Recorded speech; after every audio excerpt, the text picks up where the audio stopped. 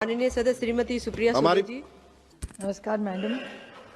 महाराष्ट्रामध्ये गेल्या महिन्यांमध्ये एक मोठी अतिवृष्टी झाली आणि काल माननीय शिवराज सिंग चव्हाणांचं स्टेटमेंट आलं की महाराष्ट्राला कर्जमाफी करायचा आणि मदतीचा जो प्रस्ताव होता 14 लाख हेक्टर जमीन ही अतिवृष्टीमध्ये वाहून काही ठिकाणी गेली आहे. शेतकरी प्रचंड अडचणीत आहे. पण हे दुर्दैव आहे की कालच्या शेती मंत्र्यांचं कालचं स्टेटमेंट होतं की महाराष्ट्र सरकारकडून काहीच प्रस्ताव अजून आलेला आहे.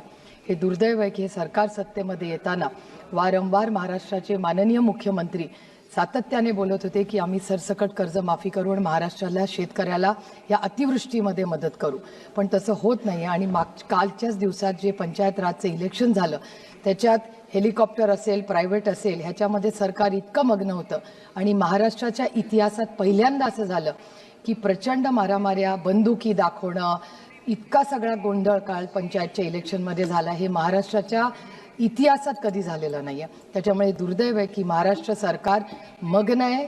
इलेक्शन पहिल्यांदा असं झालं की पारदर्शकता नाही.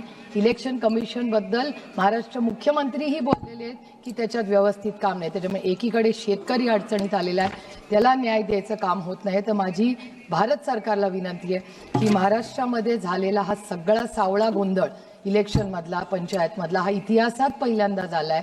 आणि त्याचबरोबर कर्जमाफी किंवा सरकारने महाराष्ट्र सरकारला विनंती करावी आणि प्रस्ताव तातडीने मागून घ्यावा.